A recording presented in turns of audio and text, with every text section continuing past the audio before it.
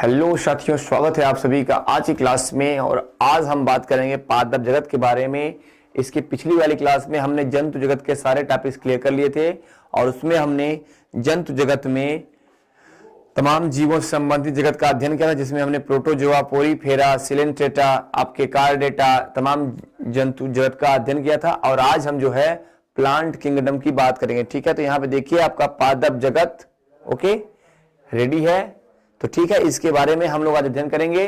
तो चलिए स्टार्ट करते हैं आज की क्लास, जो कि आपकी क्रैश कोर्स संबंधित है। ठीक है ओके, तो आपके क्रैश कोर्स का जो आपका 45 डेज क्रैश कोर्स चल रहा है, तो उसमें हम आज पादप जगत के बारे में जानेंगे। ठीक है, तो चलिए साथियों आइए स्टार्ट करते हैं आज का पादप जगत से संबंधित टॉपिक। ठीक है, चलिए देखिए, जिस प्रकार आपने पढ़ा था कि जंतुओं के बारे में सबसे पहले अरस्तु ने क्लैरिफाई किया, फिर आपके कैरोलस लिनियस ने क्लैरिफाई किया, क्लासिफाई किया, फिर आपके आ गए स्टोरर सिंजर ने। तो स्टोरर सिंजर ने क्या किया था, जंतुओं को मेटाजोआ और प्रोटोजोआ के बारे में डिवाइड किया था। ओके, तो यहां पर देखिए उसी प्रकार जानते हैं पौधों का जो क्लासिफिकेशन है, तो वहां पे कौन आएंगे, वहां पे आएंगे ओस्टवाल्ड और टिप्पो। कौन आएगा, ओस्टवाल्ड और टिप्पो। ठीक है, ओस्टवाल्ड और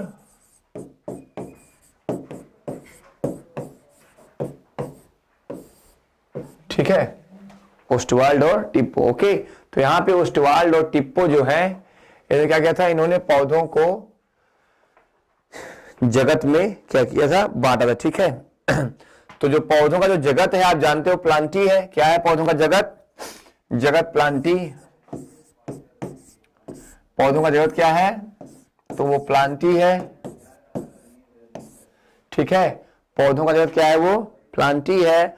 और प्लांटी जो जगत है, इसको दो उप जगत यानी सब किंगडम में बांटा गया। ठीक है, दो उप जगत यानी सब किंगडम में बांटा गया है। ठीक है, जैसे पहला क्या आपका है, पहला आपका है थैलोफाइटा। पहला क्या है, थैलोफाइटा। थैलोफाइटा। ठीक है, और दूसरा क्या है आपका, एम्ब्रियोफाइटा।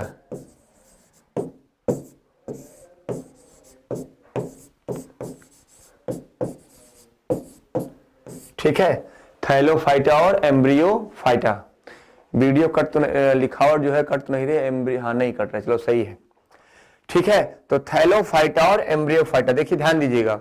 ओस्टवाल्ड और टिप्पो ने क्या किया था, इन्हें क्या किया, जगत जो प्लांटी जगत है उसे क्या किया, थैलोफाइटा और एम्ब्रियोफाइटा दो उपजगत में इन्होंने डिवाइड कर दिया। ठीक है, थैलोफाइटा और एम्ब्रियोफाइटा दो उपजगत में डिवाइड कर दिया। ठीक है, अब हम बात करेंगे पहले थैलोफाइटा की। क्या करेंगे बात,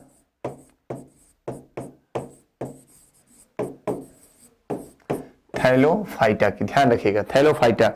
अब थैलोफाइटा है कौन, थैलोफाइटा ऐसे उपजगत वाले पौधे हैं जिनमें भ्रूण नहीं बनता। ठीक है, जिनमें भ्रूण नहीं बनता तथा इनमें जड़, तना, पत्ती आदि क्या होते हैं, अनुपस्थित होते हैं। यानी जड़, तना, पत्ती क्या होते हैं, बिल्कुल नहीं पाए जाते। ठीक है, और इनमें जो है संवहन जो बंडल होता है, मतलब कि जाइलम फ्लोएम जो संवहन ऊतक होते हैं ना, वैस्कुलर टिश्यू या वैस्कुलर बंडल, वो क्या होते हैं, वो भी क्या होते हैं, बिल्कुल अनुपस्थित होते हैं। ठीक है, तो ध्यान रखो कि जो आपका थैलोफाइट्स होते हैं, थैलोफाइट्स ये क्या है, इनमें जड़, तना, पत्ती, संवहन बंडल और आपका जो है भ्रूण, भ्रूण मतलब क्या, जो बीजों में भ्रूण होते हैं वो क्या होते हैं, बिल्कुल नहीं होते। अर्थात ये जड़, तना, पत्ती रहित क्या है, पौधे होते हैं। अब जो थैलोफाइटा है, थैलोफाइटा को 10 संघ में बांटा गया है। ठीक है, थैलोफाइटा को 10 संघ में बांटा गया है। ध्यान दीजिएगा, 10 फाइलम में, 10 फाइलम में बांटा गया है। ठीक है, तो देखिए, तो यहां पहला क्या है, पहला आपका है साइनोफाइटा। इधर से लिखेंगे, पहला क्या है, साइनोफाइटा। ठीक है, पहला क्या है, साइनोफाइटा है। ठीक है, दूसरा क्या है आपका, यूग्लिनोफाइटा है। ध्यान दीजिएगा, क्या है आपका दूसरा, यूग्लिनोफाइटा है।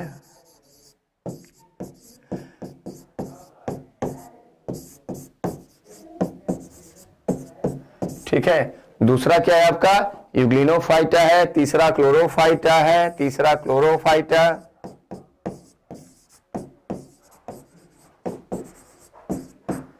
तीसरा क्या है क्लोरोफाइटा, ओके। चौथा क्या है, चौथा क्या है क्राइसोफाइटा,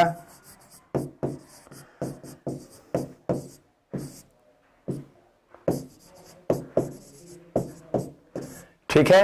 चौथा क्या है क्राइसोफाइटा है, फिर पायरोफाइटा है, रोडोफाइटा है, फिर क्या है पायरोफाइटा है,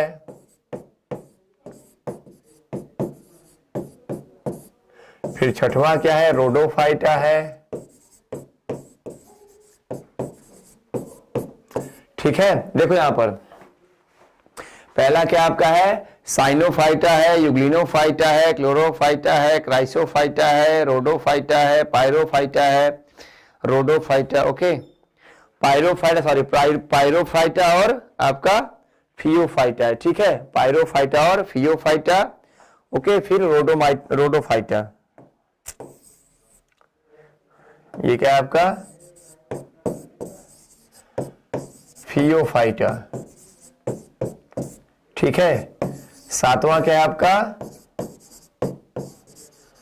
रोडोफाइटा। अब आप ध्यान रखो, हमने क्या बोला कि जो थैलोफाइटा है, थैलोफाइटा को 10 संघों में बांटा गया, ठीक है।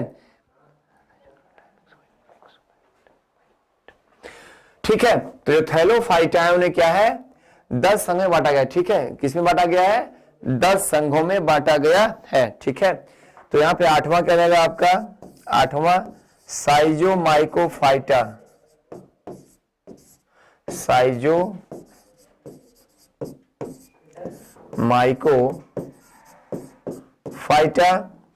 नौवां क्या है आपका, नौवां क्या है आपका मिक्सोमाइकोफाइटा, ठीक है। क्या है आपका मिक्सोमाइकोफाइटा,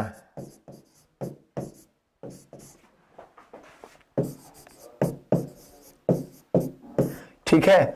और आपका 10वां क्या है, 10वां देख लिया जाए तो जो 10वां है वो क्या है आपका यूमाइकोफाइटा,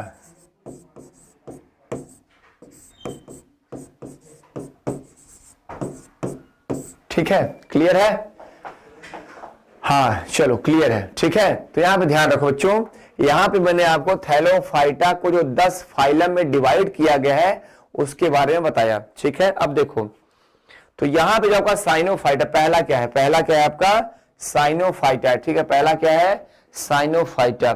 तो इसमें कौन आता है, इसमें नीली हरी शैवाल आती है, इसमें कौन आएगा साइनोफाइटा में नीली हरी शैवाल आती है, क्लियर है। दूसरा क्या आपका यूग्लिनोफाइटा, तो जो यूग्लिनोफाइटा है इसमें भी क्या आएंगे, इसमें यूग्लिना आएगा, कौन आएगा इसमें यूग्लिना आएगा, क्लियर है, ठीक है। जो आपका क्लोरोफाइटा है, तो क्लोरोफाइटा क्या है, क्लोरोफाइटा में क्या होंगे क्लोरोफिल रहेंगे ना, तो इसमें क्या आएंगी हरी शैवालें आएंगी, कौन आएंगी हरी शैवालें आएंगी।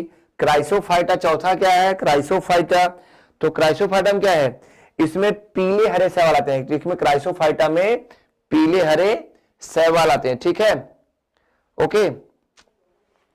जो आपका पायरोफाइटा है तो इसमें क्या है, इसमें गोल्डन ग्रे शैवाल आते हैं, यानी सुनहरे और भूरे शैवाल आते हैं। फियोफाइटा क्या है, फियोफाइटा में क्या है भूरे शैवाल आते हैं। रोडोफाइटा क्या है, तो रोडोफाइटा में लाल शैवाल आते हैं, ठीक है। रोडोफाइटा में लाल शैवाल आते हैं।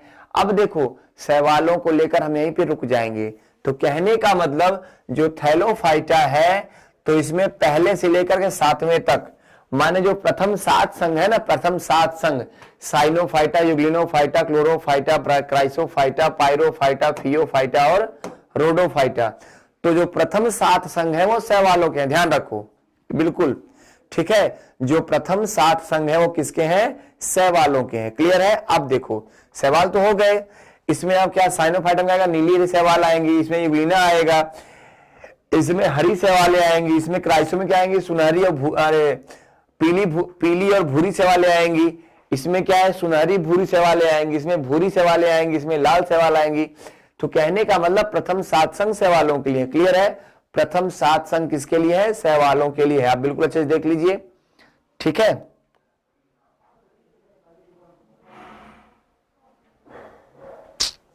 ठीक है। अब यहाँ पे जो 8वां वाला है आपका साइजोमाइकोफाइटा, तो ये आपका एक संघ ऐसा है जिसमें जीवाणु आते हैं, ठीक है। साइजोमाइकोफाइटा में कौन सा आएगा, तो साइजोमाइकोफाइटा में जीवाणु आएंगे।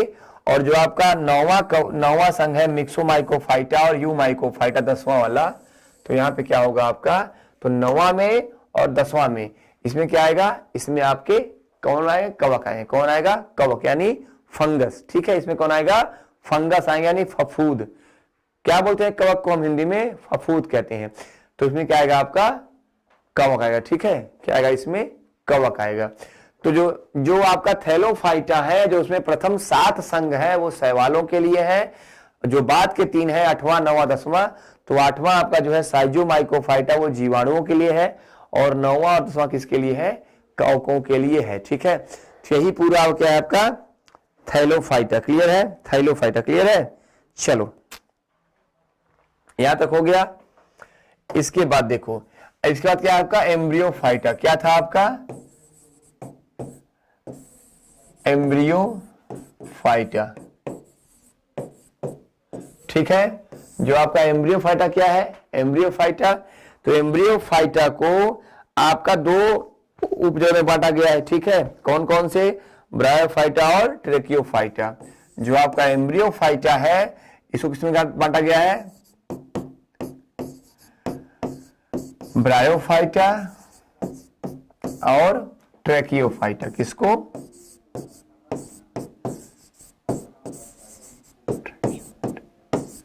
ट्रेकियोफाइटा, ठीक है।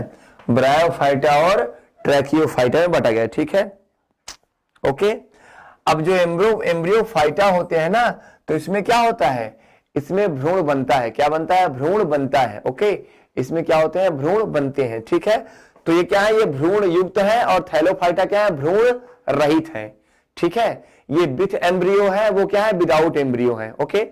अब जो एम्ब्रियोफाइटा है, एम्ब्रियोफाइटा ये क्या है, इसमें 2 फाइलम है आपके, मतलब 2 संघ है आपके, एक ब्रायोफाइटा। ब्रायोफाइटा क्या होते हैं, ब्रायोफाइटा क्या है, ये क्या होते हैं, इनमें जड़ तना पत्ती इनमें भी नहीं होते हैं। किसमें, ब्रायोफाइटा में जड़ तना पत्ती नहीं होते हैं, ठीक है। और ट्रैकोफाइटा क्या है, ट्रैकियोफाइटा में क्या होता है, संवहन ऊतक होते हैं, यानी जो आपका संवहन बंडल है ना, वैस्कुलर बंडल, वो होता है। इनमें क्या होता है, वैस्कुलर बंडल नहीं होता है, इनमें वैस्कुलर बंडल होता है। और जो एम्ब्रियोफाइटा है क्या, इनमें भ्रूण बनता है। क्लियर है। तो आपका यही पूरा जो है जगत है, क्लियर है, यही पूरा आपका जगत है, ठीक है।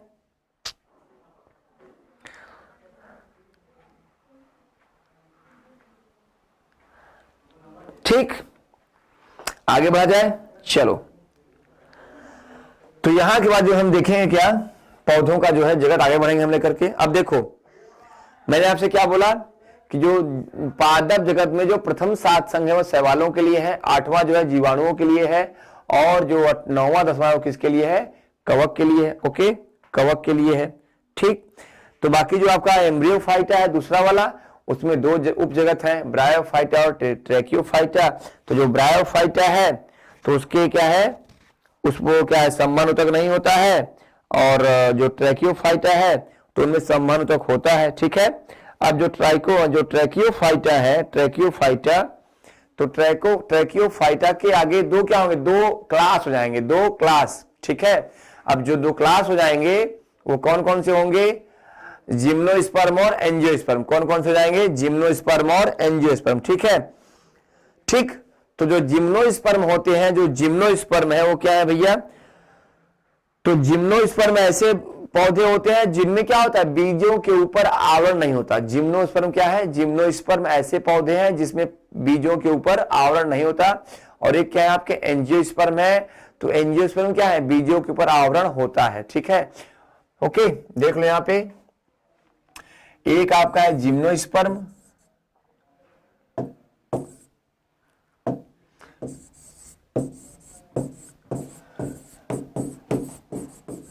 जिम्नोस्पर्म, और दूसरा क्या है आपका एंजियोस्पर्म, ठीक है। अब देखो जिम्नोस्पर्म कैसे हैं, जिम्नोस्पर्म इन्हें बोलते हैं अनावृत बीजी। क्या बोलते हैं, अनावृत बीजी, और ये क्या है, आवृत बीजी। ठीक है, जिम्नोस्पर्म यानी अनावृत बीजी, और जिम्नोस्पर्म अरे एंजियोस्पर्म मतलब आवृत बीजी। ये ऐसे पौधे हैं जिनके बीजों के ऊपर आवरण यानी एक कवर नहीं होता, और ये ऐसे पौधे हैं जिनके बीजों के ऊपर आवरण होता है। ठीक है, अब जो एंजियोस्पर्म है तो इन्हें क्या है, इनके दो उपवर्ग है यानी सब क्लास है। ध्यान दीजिएगा, ट्रैकियोफाइटा को क्या है, दो क्लास बांटा गया, दो क्लास में। ठीक है, क्लास कौन कौन सा, जिम्नोस्पर्म और एंजियोस्पर्म, और एंजियोस्पर्म के दो सब क्लास हैं जिन्हें बोलते हैं एक, ठीक क्या बोलते हैं, एक बीजपत्री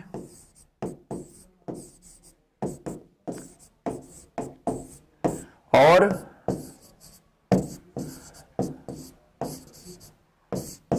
द्विबीजपत्री। ध्यान दीजिएगा, ठीक है, जो आपके जिम्नोस्पर्म है, सॉरी जो आपके एंजियोस्पर्म है, तो इन क्या किया गया, एंजियोस्पर्म को दो सब क्लास यानी दो उपवर्ग में बांटा गया है, जिन्हें क्या बोलते हैं, एक बीजपत्री, और इन्हें क्या बोलते हैं, इन्हें बोलते हैं मोनोकॉटिलिडोन्स। क्या बोलते हैं, मोनोकॉटिलिडोन। ठीक है, और इन्हें क्या बोलते हैं, डाइकॉटिलिडोन। ठीक है, डाइकॉटी,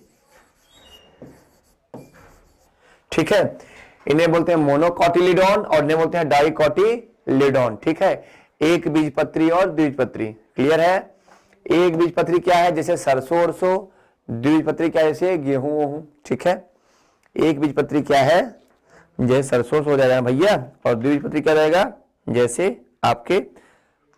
ठीक, तो चलिए एक लाइन से देखते चलते हैं। पहले आते हैं किस पे, पहले आते हैं सवालों पे। पहले किस पे आएंगे हम, सवालों पे। एक बार फिर से रिपीट कर दे हम।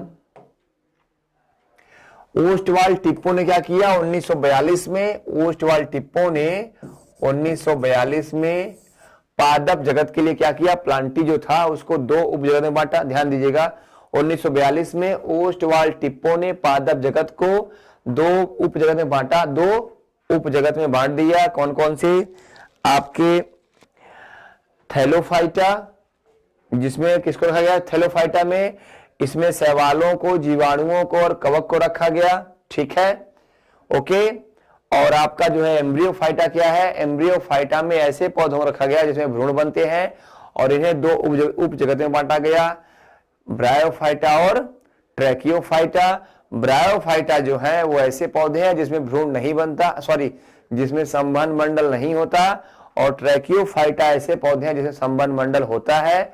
फिर वापस जो है ट्रैकियोफाइटा को दो क्लास में डिवाइड किया गया, जिम्नोस्पर्म यानी अनावृत बीजी और एंजियोस्पर्म यानी आवृत बीजी। फिर आवृत बीजी जो है एंजियोस्पर्म, उसको दो उपवर्ग में यानी सब क्लास में बांटा गया। क्या आपका कहा गया, उसको एक बीजपत्री और द्विबीजपत्री। तो यही हमारा पूरा पौधों का क्या है, एक वर्गीकरण है। ठीक है, तो यहां पे हम सबसे पहले थैलोफाइटा को जो है बिल्कुल देखेंगे। ठीक है, यहां पे देखेंगे पहले हम थैलोफाइटा को देखेंगे। ओके मेरे बच्चों, तो चलो बात करते हैं शुरू। उसके पहले जो है वनस्पति विज्ञान की कुछ शाखाएं देख ली जाए। ठीक है, वनस्पति विज्ञान की कुछ शाखाएं देख ली जाए। क्लियर है, चलो या पहले सवाल पढ़ लेते हैं। ठीक है, पहले सवाल पढ़ लिया जाए। ठीक है, चलो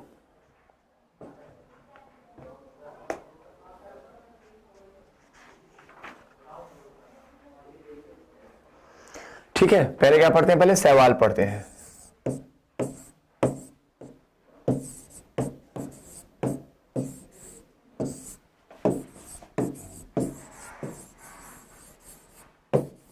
ठीक है, पहले हम लोग सवाल पढ़ते हैं। देखो सवाल है क्या, तो वनस्पति विज्ञान की वह शाखा जिसमें शैवालों के बारे में अध्ययन किया जाता है उसे क्या कहते हैं, फाइकोलॉजी कहते हैं। क्या कहते हैं भैया, फाइको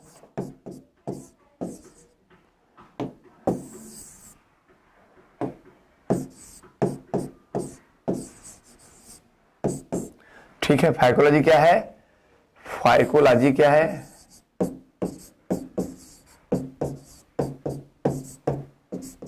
शैवालों का अध्ययन है।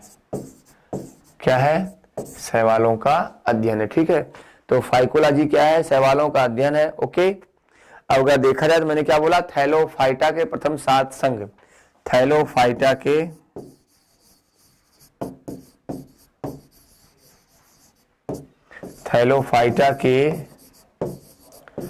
प्रथम 7 संघ किसके हैं, शैवालों के लिए है। किसके लिए है, शैवालों से संबंधित है। ठीक है, शैवालों से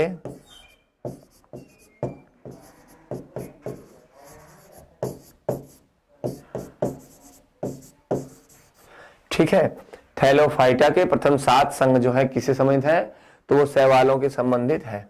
क्लियर है, ठीक है, शैवालों से संबंधित है। ओके, अब देखो शैवाल होते कैसे हैं। अगर देखा जाए तो शैवाल जो होते हैं, शैवाल जो होते हैं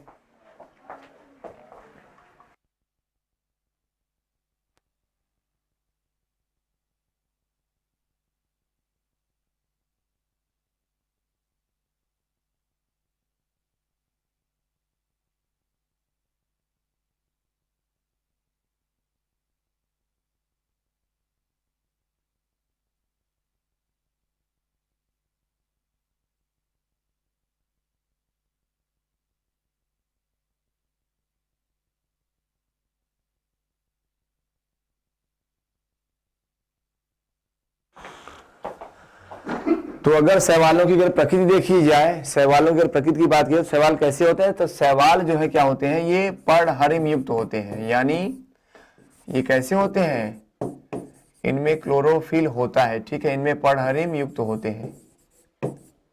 शैवाल कैसे हैं, तो शैवाल पर्णहरिम युक्त होते हैं। शैवाल कैसे होते हैं, पर्णहरिम युक्त होते हैं। ओके, संवहन वंडल नहीं होता इनमें। क्या होता है, वंडल यानी जो संवहन ऊतक है ना, संवहन ऊतक, जाइलम फ्लोएम, ये सब क्या होते हैं, नहीं होते। अरे भाई जाइलम फ्लोएम तब रहेंगे ना जब जड़ तना पत्ती रहेगा, तब रहेंगे ना। ये क्या है, ये तो बिल्कुल थैलस होते हैं ना, क्या होते हैं, बिल्कुल एक सुकाय होते हैं, शाखा नुमा होते हैं, बस और क्या। तो ये क्या है, संवहन ऊतक रहित।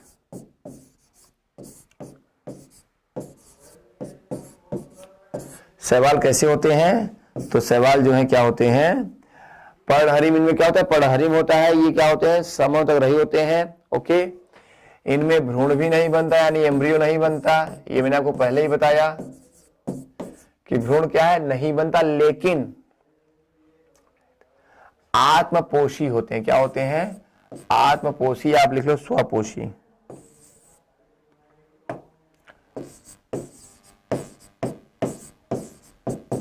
क्या होते हैं, स्वपोषी होते हैं। ठीक है, तो आप ये देख लो कि शैवाल क्या है, शैवाल पर्णहरिम युक्त, संवहन ऊतक रहित, भ्रूण रहित, स्वपोषी होते हैं। क्या होते हैं, भ्रूण रहित, स्वपोषी होते हैं। ओके, अब अगर ये पर्णहरिम होते हैं तो इनमें क्या होगा, इनमें सेल्यूलोज की कोशिका भित्ति होती है। सेल्यूलोज की कोशिका भित्ति भी होती है इनमें।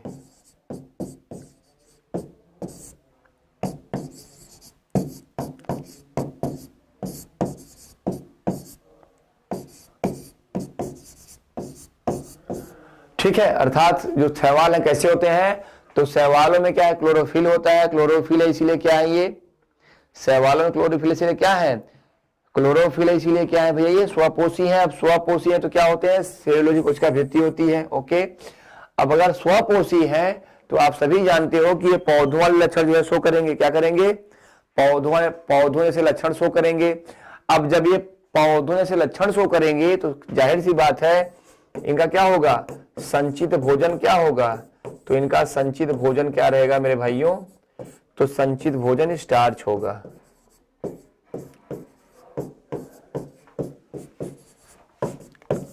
ठीक है, तो संचित भोजन क्या होता है, संचित भोजन स्टार्च होता है। याद रखो बिल्कुल, इतना ही शैवाल में एकदम रट लो सवाल के बारे में, क्योंकि देखो आता है निम्न में स्वपोषी है तो उसमें क्या है, शैवाल देता है, कवक देता है, जीवाणु देता है, विषाणु देता है। ठीक है, तो ऑप्शन में क्या रहेगा, शैवाल अगर रहेगा तो क्या होगा, शैवाल आत्मपोषी होते हैं। ठीक है, ये क्या होते हैं, ये क्या होते हैं, शैवाल स्वपोषी। ठीक है, यानी ऑटोट्रॉफ होते हैं। क्या होते हैं, ऑटोट्रॉफ ट्रॉप होते हैं, ठीक है, यानी स्वपोषी होते हैं। तो शैवाल पर्णहरिमयुक्त, संवहन ऊतक रहित, भ्रूण रहित, स्वपोषी होते हैं। इनमें संचित भोजन स्टार्च होता है और शैवालों में सेल्यूलोज की बनी कोशिका भित्ति होती है। ओके मेरे बच्चे, सब क्लियर है ना? चलो आगे बढ़ते हैं, ठीक है।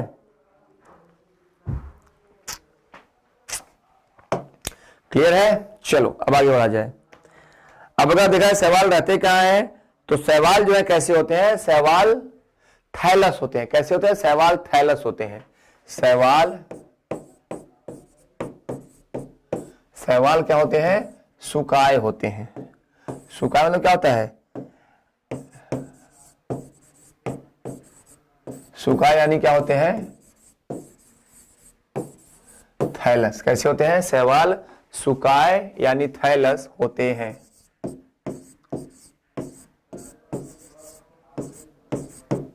ठीक है, शैवाल सुकाय यानी शैवाल क्या होते हैं? थैलस होते हैं। ठीक है, अब देखो ये पढ़ते क्या है, तो ये आपके प्रकाश वाले स्थानों पर ज्यादा होते हैं। क्या होते हैं?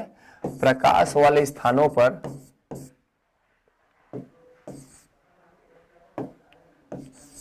प्रकाश वाले स्थान पर पाए जाते हैं।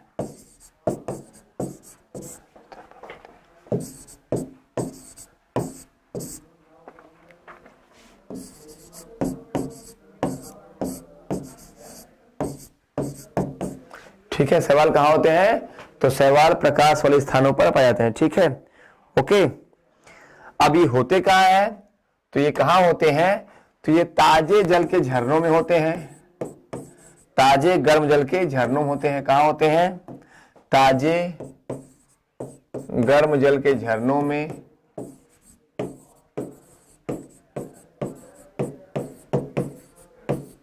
ठीक है, सवाल कहां होते हैं? ताजे गर्म जल के झरनों में होते हैं।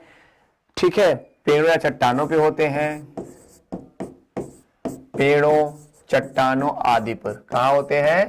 ताजे गर्म जल के झरनों में, गीली मिट्टी में, पेड़ों पर, चट्टानों आदि पर पाए जाते हैं। ठीक है, पेड़ों और चट्टानों आदि पर पाए जाते हैं। ठीक है, अब देखो, अब ये तो हो गया शैवालों की प्रकृति। अब हम शैवाल को क्या उनके नाम से जानेंगे, कौन शैवाल किस प्रकृति का होता है। ठीक है, अब क्योंकि क्वेश्चन वही आता है, जैसे क्वेश्चन पूछता है ना कि तालाब का रेशम किसे कहते हैं। बच्चों जानो पहले क्वेश्चन पूछता कैसे है, तो क्या पूछेगा? तालाब का रेशम कहते किसे हैं। ठीक है, कौन सा शैवाल है जो मलेरिया के उन्मूलन सहायक होता है। ठीक है, किस शैवाल में आपका आयोडीन की मात्रा ज्यादा होती है, या कौन सा शैवाल आयोडीन का स्रोत है। ठीक, तो ये तमाम जो है क्वेश्चंस आते हैं, तो हम पार्ट वाइज सवाल के नाम से जो है सबको डिफाइन करेंगे। आप बिल्कुल जो है आराम से पढ़ के नोट कर दीजिएगा। ठीक है, तो चलो अब देखो,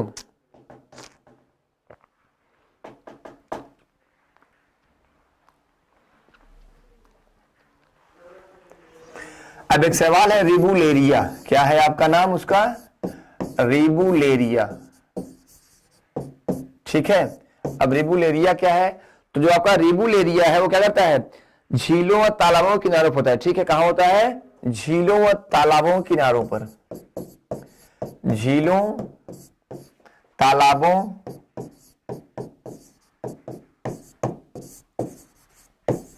के किनारों पर।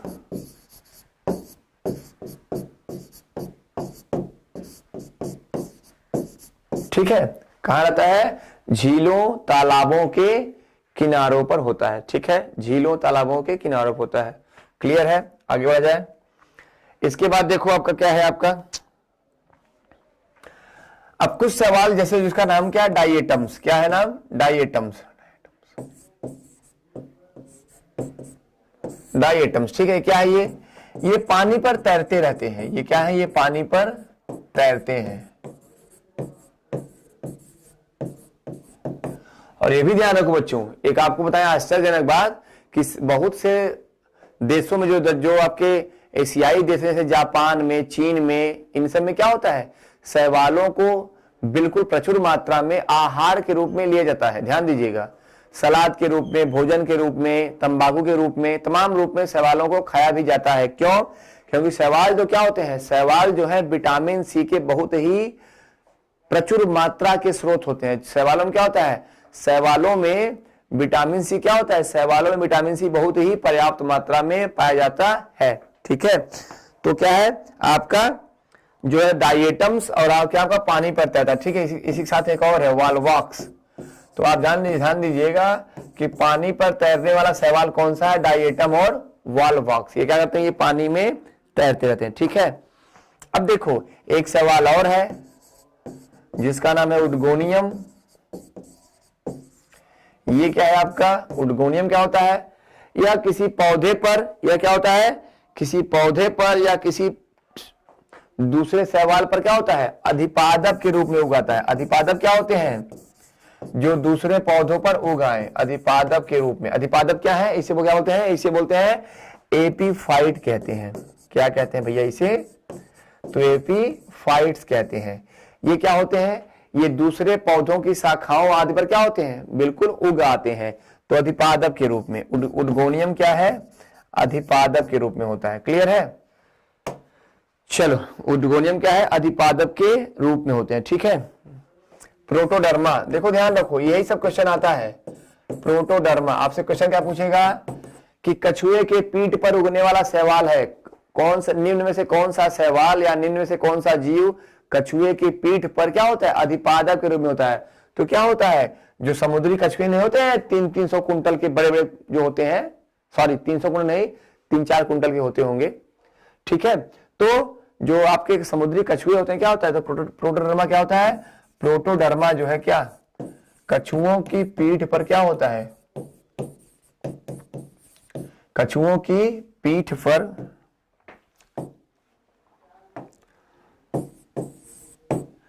कछुओं की पीठ पर क्या होता है, उग आता है, कछुओं की पीठ पर उगाता है। ठीक है, क्या था प्रोटोडर्मा, कछुओं की पीठ पर उगाता है। ठीक है, अब एक आपका सवाल है सी फेल्यूरास।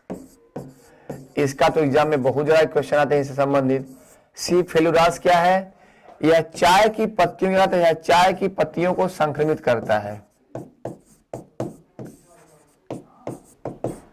चाय की पत्तियों को संक्रमित करता है। ठीक है, और क्या करता है, रेड रॉट यानी रेड क्या करता है, चाय की पत्तियों को संक्रमित करता हुआ रहता है, रेड रस्ट रोग उत्पन्न करता है। ठीक है, क्या होता है, रेड रस्ट रोग उत्पन्न करता है, नहीं इसको क्या बोलते हैं, चाय की पत्तियों में क्या लाल कीट रोग। और ये क्या होता है, ये चाय की पत्तियों पर क्या होता है, चाय की पत्तियों पर परजीवी होता है। कौन, सी फेल्यूरास। इसको ध्यान, इसको भूलना मत, क्या है मोस्ट इंपॉर्टेंट, क्या है ये आपका इंपॉर्टेंट। ठीक है, क्या ये मोस्ट इंपॉर्टेंट है, कौन, सी फेल्यूरास। ये क्या करता है, ये चाय की पत्तियों पर परजीवी होता है और उनमें क्या है संक्रमित करके रेड रस्ट या उसे क्या बोलते हैं लाल कीट रोग उत्पन्न करता है। ठीक है, क्या करता है, लाल कीट रोग उत्पन्न करता है। ठीक है, अब देखो यहां पे स्पाइरोगाइरा एक सवाल है। स्पाइरोगाइरा ये क्या है भैया, इसे हम तालाब का रेशम कहते हैं। क्या कहते हैं इसे हम, पॉन्ड सिल्क कहते हैं।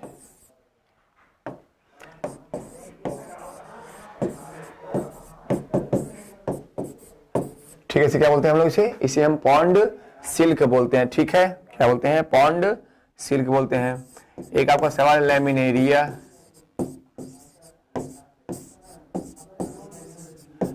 ये क्या है आपका, आयोडीन का प्रथम स्रोत है। क्या है ये, आयोडीन का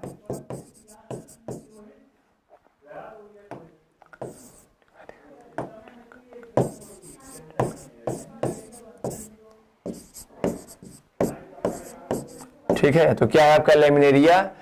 लैमिनेरिया जो है क्या है, समुद्री शैवाल। इससे क्या होता है, इससे आयोडीन प्राप्त होता है। क्या होता है, इससे आयोडीन प्राप्त होता है। ठीक है, इससे क्या होगा, इससे लैमिनेरिया नामक शैवाल से आयोडीन प्राप्त होगा। क्लियर है, अब देखो एक आपका शैवाल है जिसका नाम है ट्राइकोडेस्मियम। ट्राइकोडेस्मियम ठीक है, ट्राइकोडेस्मियम। ये क्या है भैया? ट्राइकोडेस्मियम। यह लाल सागर को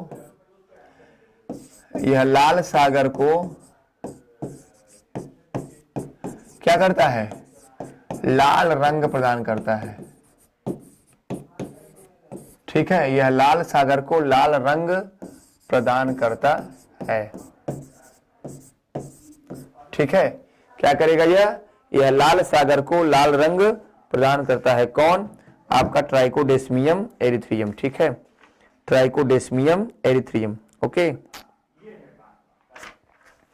अब देखो, अगर कभी आता है क्वेश्चन ना कि लाल सागर का जो लाल सागर में लाल रंग है उसका कारण है, लाल सागर में जो लाल रंग है उसका कारण क्या है?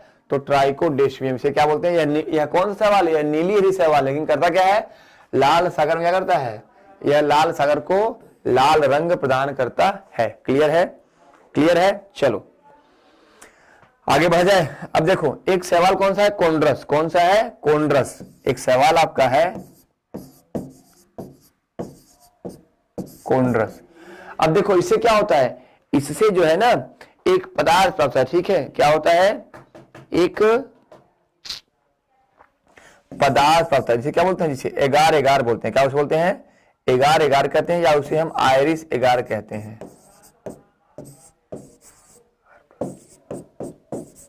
ठीक है, ठीक। तो एक सवाल है कोंड्रस। कोंड्रस से क्या होता है? आयरिस अगार प्राप्त होता है। आयरिस अगार प्राप्त होता है। अब इसका उपयोग कहां होता है? चॉकलेट बनाने में। सब लोग चॉकलेट खाते हो भैया ना, तो ये धानो चॉकलेट कैसे बनता है?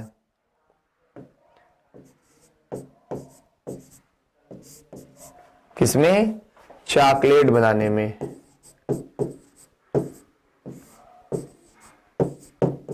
ठीक है, कोंड्रस नामक सवाल क्या करता है? तो कोंड्रस नामक सवाल से क्या प्राप्त होता है? आयरिस अगार प्राप्त होता है, जो क्या करता है? चॉकलेट बनाने में काम आता है। ठीक है, काम आता है। ठीक है, ओके। अब देखो, एक आपका देश है स्कॉटलैंड।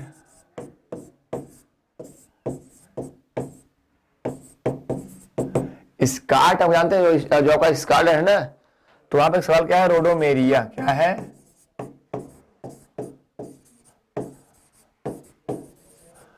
कौन सा सवाल है? रोडोमेरिया। ठीक है, क्या है?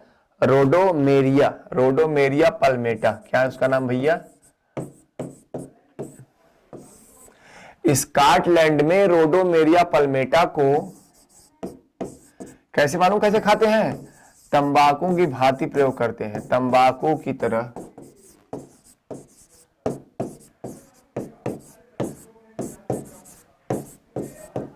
ठीक है, स्कॉटलैंड आदि देशों में क्या करते हैं? रोडोमेरिया को क्या करते हैं? तंबाकू की भांति खाते हैं। ठीक है, अब आपका जो नोस्टॉक है, नोस्टॉक, ये चीन में क्या होता है? चीन में भोजन की तरह प्रयोग होता है। ठीक है, क्या होता है चीन में? चीन में भोजन की तरह ये प्रयोग किया जाता है। कौन? आपका नोस्टॉक। क्लियर है? फिर आगे बढ़ा जाए। चलो,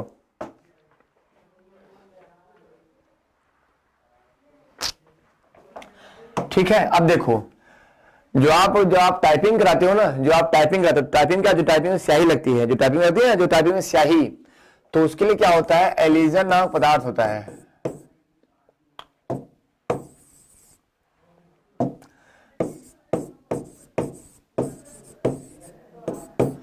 एलिजन नामक पदार्थ क्या होता है? एलिजन नामक पदार्थ शैवालों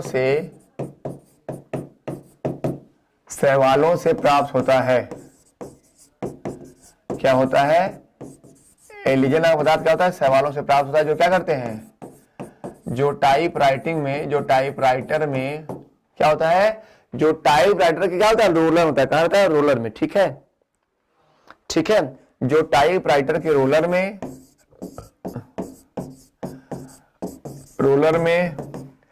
ज्वलनशील फिल्मों के निर्माण में, ज्वलनशील फिल्मों के निर्माण में आदि में प्रयोग होता है। कहां पे? ज्वलनशील फिल्मों आदि के निर्माण में प्रयोग होता है। क्लियर मेरे बच्चे? तो जो आपका एलिजन पदार्थ है, एलिजन, ये क्या होता है? ये शैवालों से प्राप्त होता है। ये क्या होता है? टाइपराइटर के रोलर में, ओके, टाइपराइटर के रोलर में ज्वलनशील फिल्मों के निर्माण में प्रयोग होता है। ठीक है, आगे बढ़ा जाए, चलो।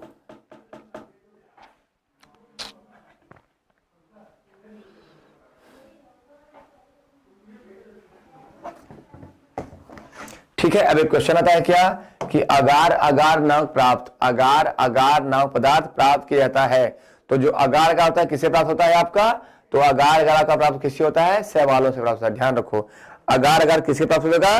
तो अगार अगार शैवालों से प्राप्त होता है। क्या होता है उसमें? आइसक्रीम बनती है, जेली बनती है, ये सब बनती है। ठीक है, जो चटनी खाते हैं ना हम लोग, सूप वूप, ओके। ठीक है, तो शैवालों से क्या मिलता है? अगार अगार नामक पदार्थ होता है, अगार अगार, ओके। वह क्या होता है? सूप, चटनी, आइसक्रीम, जेली आदि के निर्माण में प्रयोग किया जाता है। ठीक है, अब देखो शैवाल जो कहते हैं, शैवाल जैसे नोस्टॉक जो है आपका, नोस्टॉक है, नोस्टॉक है। एक सवाल आपका एना बिना है। ये क्या करते हैं? भूमि की नाइट्रोजन का क्या करते हैं? ये शैवाल क्या करते हैं? भूमि की नाइट्रोजन का स्थिरीकरण करते हैं। ठीक है, वायुमंडल की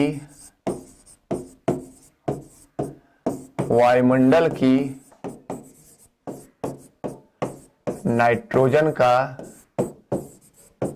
फिक्सेशन करते हैं। क्या करते हैं? फिक्सेशन। What is fixation? स्थिरीकरण करते हैं। क्या करते हैं? स्थिरीकरण करते हैं। ठीक है, और एक बात ये ध्यान रखो, जो आपके ब्लू ग्रीन एल्गी होते हैं ना, बीजीए, ये बीजीए क्या है? बीजीए क्या है? ब्लू ग्रीन एल्गी, यानी नीले हरे शैवाल। ये क्या करते हैं? ऊसर जमीन को क्या करते हैं? ये ऊसर जमीन होती है ना, ऊसर जमीन, ऊसर जमीन को क्या करते हैं? उपजाऊ बनाते हैं। यानी उनका उपयोग क्या होता है? ऊसर जमीन को उपजाऊ बनाने में किया जाता है। ध्यान रखो, जो आपके शैवाल होते हैं ब्लू ग्रीन एल्गी यानी नीले हरे शैवाल, वो करते क्या है? ये शैवाल जो है, जो ऊसर जमीन होती है ना, बंजर, क्या करते हैं उसको ये लोग बंजर जमीन को उपजाऊ बनाने में काम आते हैं। ठीक है, अब देखो एक शैवाल आपका है कारा और एक है नाइट्रेला। ध्यान रखो मेरे बच्चे, बिल्कुल क्वेश्चन भूलना मत। सब कारा और नाइट्रेला क्या करेंगे? मलेरिया के उन्मूलन में सहायक होते हैं। क्या करते हैं ये? मलेरिया के उन्मूलन में सहायक। ठीक है, क्या होते हैं ये? मलेरिया के उन्मूलन में सहायक होते हैं। ठीक है, ओके, चलो, ओके।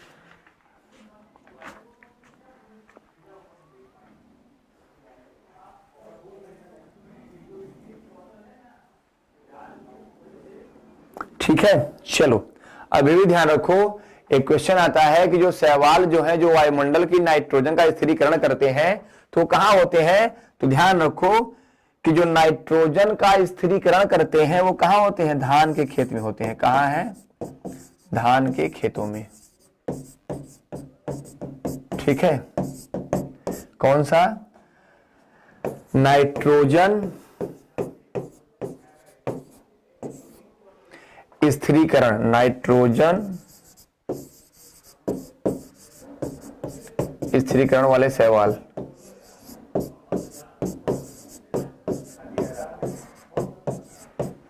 ठीक है, नाइट्रोजन स्थिरीकरण करने वाले शैवाल कहां होते हैं? धान के खेतों में होते हैं। कहां होते हैं? धान के खेतों में होते हैं। ठीक है, और ये भी याद रखो, सबसे छोटा गुणसूत्र किसका होता है? सबसे छोटा गुणसूत्र होता है किसका? तो मेरे भैया शैवाल का होता है। किसका होता है? शैवालों का ही होता है। ठीक है, सबसे छोटा गुणसूत्र किसका होगा? शैवाल का होता है। ठीक है, कितना होता है? 0.025 में माइक्रोन, 0.025 माइक्रोन। ठीक है, ओके। अगर पूछा जाए कि सबसे छोटा गुणसूत्र किसका होता है, तो सबसे छोटा गुणसूत्र शैवाल का होता है। ठीक है, आगे बढ़ा जाए, ठीक है। अब देखो एक सवाल और नोट कर लो भैया, क्लोरेला ये क्या होता है, ये प्रकाश संश्लेषण की जो खोज होती है उस प्रकाश संश्लेषण की खोज से संबंधित होता है, ठीक है। प्रकाश संश्लेषण की खोज से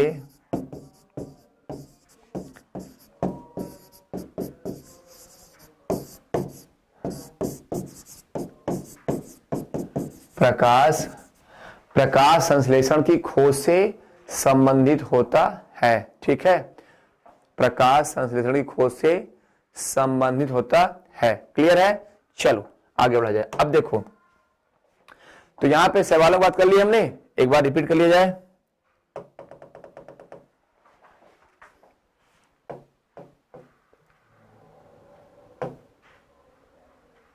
देखो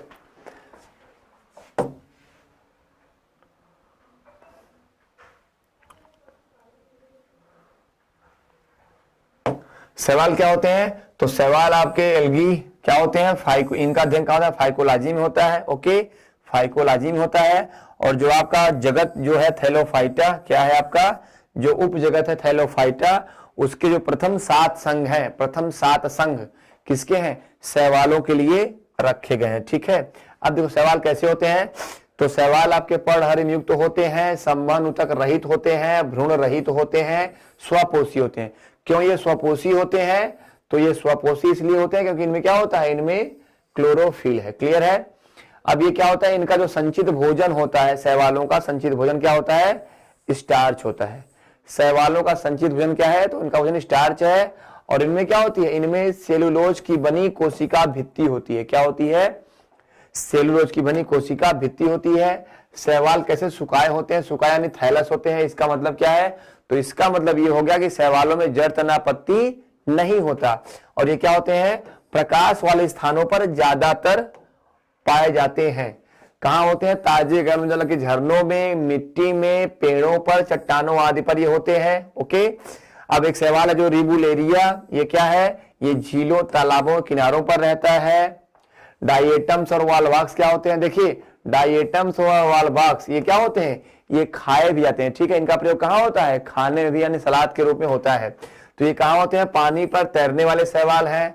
उडगोनियम एक ऐसा शैवाल है जो क्या होता है, अधिपादप के रूप में होता है। ये क्या होता है, पौधों पर या उनकी टहनियों पर क्या होता है, अधिपादप के रूप में उगाता है। प्रोटोडर्मा एक शैवाल है, क्या करता है, कछुओं की पीठ पर उगाता है, ध्यान रखो। प्रोटोडर्मा क्या है, तो प्रोटोडर्मा क्या है भैया, ये कछुओं की पीठ पर उगाता है। सीफेलुरास जो कि बहुत इंपॉर्टेंट है, मैंने बताया आपको, यह क्या होता है, यह चाय की पत्तियों पर परजीवी होता है और उसको संक्रमित करके लाल कीट रोग या रेड रस्ट को उत्पन्न करता है। स्पाइरोगायरा जिसे हम तालाब का रेशम कहते हैं, पॉन्ड सिल्क कहते हैं। लैमिनेरिया यह क्या करता है, आयोडीन का मुख्य स्रोत है, क्या करता है, लैमिनेरिया आयोडीन का मुख्य स्रोत है, ओके। इनका निर्माण कहां होता है, इनका उपयोग, तो इनका उपयोग कहां होता है, लैमिनेरिया फ्यूकस आदि का। जो लैमिनेरिया है इसमें एक नाम और जोड़ दीजिएगा, फ्यूकस, क्या है, लैमिनेरिया और फ्यूकस। ध्यान दीजिएगा परीक्षा में फ्यूकस नहीं पूछता, परीक्षा में क्या पूछता है, लैमिनेरिया। तो इनका उपयोग कहां होता है, आयोडीन में, ब्रोमीन में और आपके, ठीक है, इनका उपयोग कहां होगा, आयोडीन के निर्माण में होगा, ब्रोमीन अम्ल के निर्माण में होगा और एसीटोन के। तो जो लैमिनेरिया और फ्यूकस इनका उपयोग कहां पे होता है, तो आयोडीन, ब्रोमीन, एसिड और एसीटोन के निर्माण में किया जाता है। एक ट्राइकोडेस्मियम एरिथ्रियम है, इसका पूरा नाम क्या है, ट्राइकोडेस्मियम एरिथ्रियम। यह लाल सागर को लाल रंग प्रदान करता है, जिसके कारण क्या है, जिसके कारण उसे लाल सागर कहते हैं। कोंड्रस नामक शैवाल क्या करता है, यह इससे एक पदार्थ निकलता है, क्या, आयरिस अगार निकलता है। यह क्या करता है, यह आपके चॉकलेट बनाने में क्या होता है, इमल्सीकरण में काम आता है। चॉकलेट बनती है ना, चॉकलेट, तो चॉकलेट का जो फ्लेक्सिबिलिटी चॉकलेट की ना, वो कैसी होती है, वो आयरिस अगार कारण होती है। क्या होता है उसमें इमल्सीफाइंग के रूप में प्रयोग होता है। स्कॉटलैंड आदि देशों में एक आपका सवाल है, रोडोमेरिया पल्मेटा, क्या करते हैं इसको जो है टोबैको की भांति यूज करते हैं, यानी तंबाकू की तरह खाते हैं। आपका नोस्टाक और एनाबिना क्या है, चीन में भोजन की तरह प्रयोग किए जाते हैं। आपका एक पदार्थ है एलिजन। एलिजन क्या होता है? शैवालों से प्राप्त होता है। और यह क्या होता है? टाइपराइटर के रोलर में प्रयोग होता है, ज्वलनशील फिल्मों के निर्माण में प्रयोग होता है और वल्केनाइजेशन में प्रयोग किया जाता है। कौन? एलिजन नामक पिगमेंट या एलिजन नामक पदार्थ जो क्या होता है? शैवालों से प्राप्त होता है। ठीक है। नोस्टॉक एनाबिना क्या होते हैं? वायुमंडल की नाइट्रोजन क्या करते हैं? उसका फिक्सेशन करते हैं। और आपका जो ब्लू ग्रीन एल्गी है ना, जो आपके नीले हरे शैवाल है, क्या करते हैं? ये आपकी ऊसर जमीन को उपजाऊ बनाने में काम आते हैं। कारा नाइट्रेला ये ऐसे शैवाल हैं जो क्या करते हैं? जो मलेरिया के उन्मूलन में सहायक होते हैं। और धान के खेतों में कौन पाया जाएगा? जो शैवाल नाइट्रोजन का फिक्सेशन करते हैं वो कहां होते हैं? धान के खेतों में पाए जाते हैं। ठीक है। सबसे छोटा गुणसूत्र अगर देखा जाए किसका होता है? शैवाल का होता है। किसका? शैवालों का। कितना होता है? 0.025 माइक्रोन। और एक शैवाल और क्या है? क्लोरेला। क्या करता है ये? प्रकाश संश्लेषण से जो संबंधित खोजें होती हैं उनमें ये प्रयोग किया जाता है। ओके, तो ओके मेरे बच्चे, आज की क्लास यहीं तक रखेंगे। कल हम बात करेंगे पारदर्शी जगत के पार्ट 2 के बारे में, जिसमें हम जीवाणुओं को और कवक को देखेंगे। उसके बाद हम एम्ब्रियोफाइट ट्रैकोफाइट देखेंगे। ओके, तो चलो आज का सेशन यही समाप्त करते हैं। मिलते हैं नेक्स्ट सेशन में फिर से नए टॉपिक के साथ। ओके, तो एंजॉय किया होगा आपने, उम्मीद है आपने एंजॉय किया होगा, आपको चैप्टर अच्छा लगा होगा। मिलते हैं कल की क्लास में फिर से, तब तक के लिए शुक्रिया। जय हिंद।